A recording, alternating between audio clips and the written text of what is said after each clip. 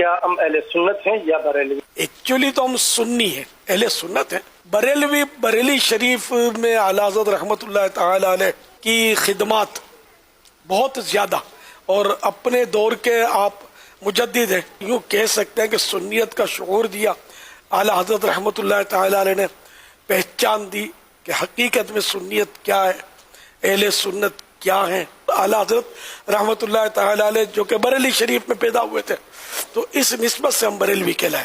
بریلوی کوئی نیا فرقہ نہیں ہے، معاذ اللہ، یعنی بریلوی مانے وہ کہ جو رسول اللہ صلی اللہ تعالی علیہ وآلہ وسلم نے ہمیں جو عقائد بتائے، جو قرآن و حدیث کے عقائد ہیں، جو صحابہ کرام کے عقائد چلے آ رہے تھے، تو وہ عقائد اعلیٰ حضرت رحمۃ اللہ تعالی علیہ نے ہم لوگوں کے اندر اتارے، تو یوں اس نسبت سے ہم بریلوی کہلائے۔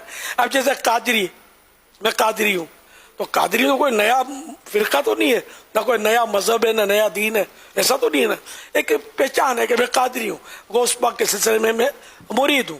تو بریلوی بس ان معنوں میں سمجھ لو کہ عاشق رسول، بریلوی یعنی عاشق رسول۔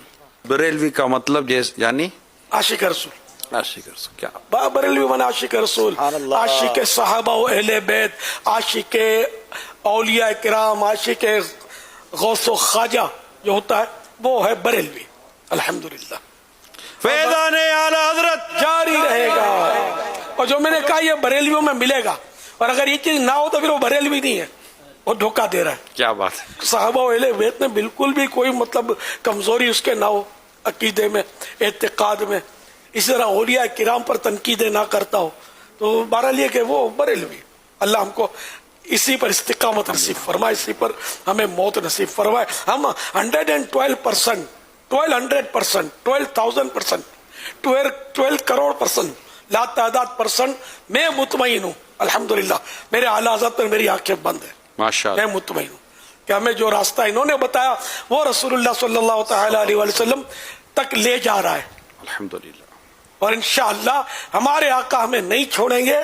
ہماری تو انشاءاللہ یہ شان ہوگی محشر میں کہ باغ جنت میں محمد مسکراتے جائیں گے، پھول رحمت کے جھڑیں گے، ہم اٹھاتے جائیں گے۔